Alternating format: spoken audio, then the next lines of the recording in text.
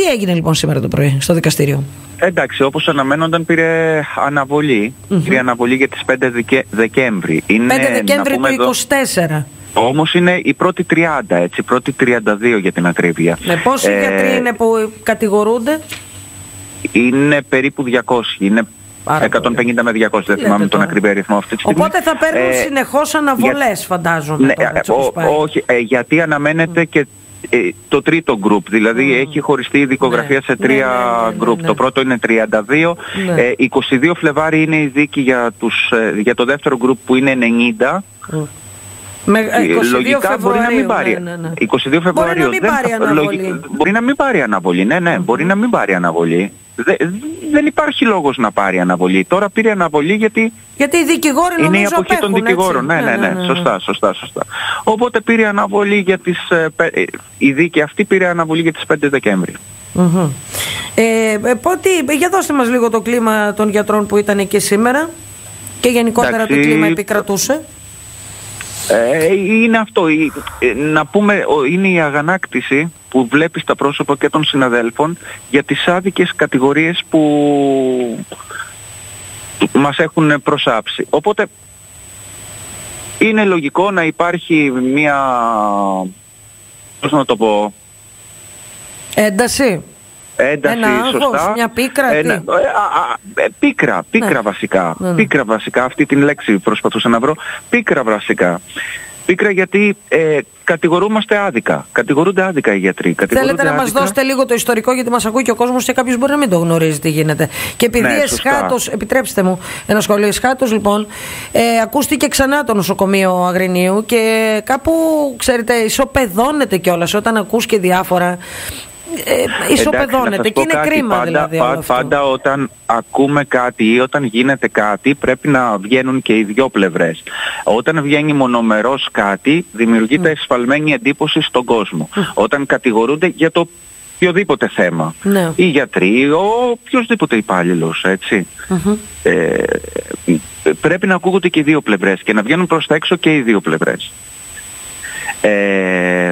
Τι έχει γίνει τώρα εδώ? Έχει ασκηθεί δίωξη σε σχεδόν 200 γιατρούς για τη μη ηλεκτρονική αναγραφή, συνταγογράφηση των παραπεμπτικών των ασθενών που προσέρχονταν στα ΤΕΠ, στα επίγοντα. Μιλάω για τους ασθενείς που προσέρχονταν στα ΤΕΠ και για τις εξετάσεις που δίνονταν για το μικροβιολογικό και για το ακτινολογικό, για τα εργαστήρια. Έτσι. Δεν μιλάμε για την ηλεκτρονική συνταγογράφηση που όλοι ξέρουμε, που κάνουμε στα ιατρεία, που γίνεται καθημερινά στα τακτικά. Μιλάμε για εσωτερική συνταγογράφηση, ώστε να πηγαίνουν αυτόματα τα παραπεμπτικά ηλεκτρονικά και στα εργαστήρια, να υπάρχει διασύνθεση και να υπάρχει και διασύνδεση με την ειδίκα, ώστε να γίνεται ταυτόχρονα και η συνταγογράφηση που ξέρουμε, ώστε να πληρωθεί το νοσοκομείο. Όμως τότε δεν υπήρχε η υποδομή για να γίνει αυτό, δεν υπήρχε το σύστημα να υπάρχει διασύνδεση όλων αυτών που είπα πριν.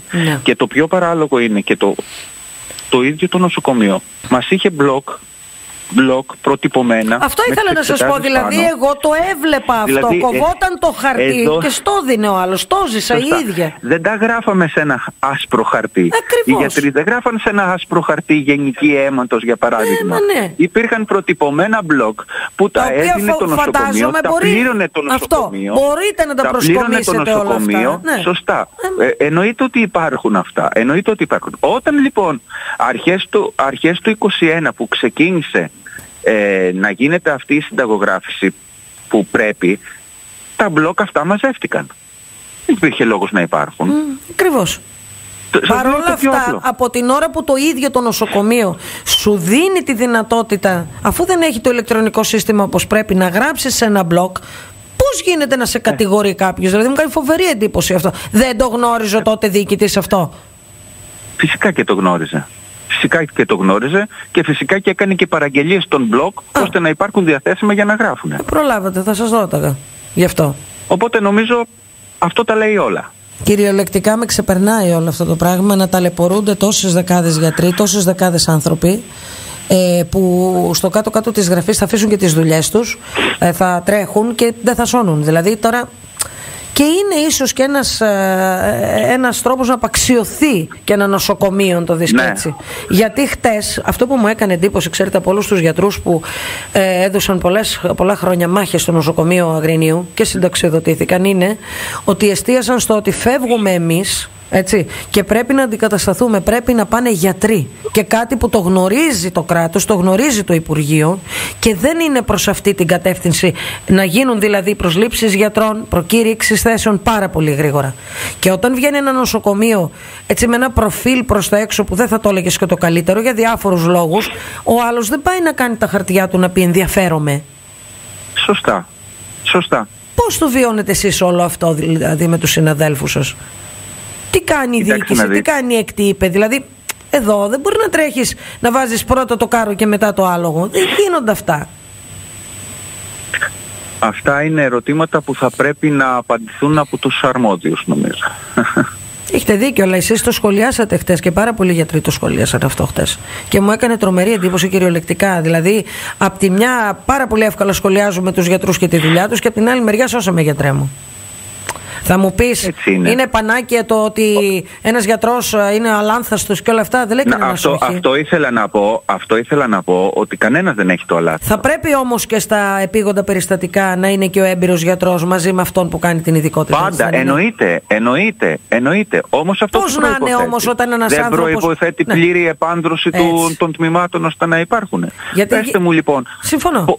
Ένας γιατρός δεν μπορεί να γίνεται λάστιχο για την κλινική, για τα ΤΕΠ, για τα εργαστήρια, δεν ξέρω κι εγώ γιατί άλλο. Δεν μπορεί ένας ειδικευμένος παθολόγος, και να αναφερθούμε μόνο εδώ, δεν μπορεί ένας ειδικευμένος παθολόγος να είναι στην κλινική σε 3-4 διαδρόμους, έτσι, που είναι η κλινική, να είναι στη μονάδα COVID, να είναι στα ύποπτα, να είναι στα επίγοντα. Δεν γίνεται. Δεν γίνεται αυτό. Έχετε δίκιο τώρα, τι να λέμε. Οπότε τι σημαίνει? Πρέπει να επαντρωθεί το νοσοκομείο, το κάθε τμήμα, με προσωπικό. Με γιατρούς, με νοσηλευτές, όπου υπάρχουν ελλείψεις και κενά. Απίστευτο. Από εκεί ξεκινάει το πρόβλημα. Είναι πολύ εύκολο να πυροβολήσεις κάποιον για τον οποιοδήποτε λόγο. Έτσι. Και είναι αυτό που λέτε. Κοιτάμε το δέντρο και χάνουμε το δάσος. Δυστυχώς. Και τώρα σέρνονται οι άνθρωποι στα δικαστήρια, γιατί ένας διοικητής μπήκε στη διαδικασία να πει ότι εγώ δεν το κρίνω νόμιμο όλο αυτό και σας πάω στον εισαγγελέα. Την ώρα που ο ίδιος υπέγραφε... Και μια ΕΔΕ η οποία το πόρισμά της δεν είχε καμία σχέση με τον έλεγχο που έκαναν η Ελληνική Αρχή Διαφάνειας στο νοσοκομείο. Γιατί όλα αυτά, και το ΣΕΙΠ και η Ελληνική Αρχή Διαφάνειας, που κάναν 2 φορές ελέγχους, τα καταγράφουν ότι δεν υπήρχαν υποδομές, δεν ήταν δυνατόν να γίνουν. Έλεγε για την μη γραμματική υποστήριξη που δεν υπήρχε στα επίγοντα. Τα έλεγαν όλα αυτά. Η ΕΔΕ έλεγε κάτι άλλο. Τι έλεγε η ΕΔΕ δηλαδή? Ότι θα μπορούσε να γίνει. Την ΕΔΕ ποιος την είχε κάνει? Ένα λεπτό. Ο διοικητής του νοσοκομείου Χατζικώστα των Ιωαννίνων, στο οποίο νοσοκομείο, σύμφωνα με πληροφορίες μας, πάλι δεν γινόταν 24 ώρες το βράδυ, δεν υπήρχε ηλεκτρονική συνταγογράφηση. Όπως και δεν υπάρχει και σήμερα ακόμα σε κάποια νοσοκομεία. Αλήθεια λέτε, μάλιστα. Νομίζετε ότι σε όλη την Ελλάδα αυτή τη στιγμή γίνονται ηλεκτρονικά τα παραπεμπτικά? Δεν υπάρχει περίπτωση.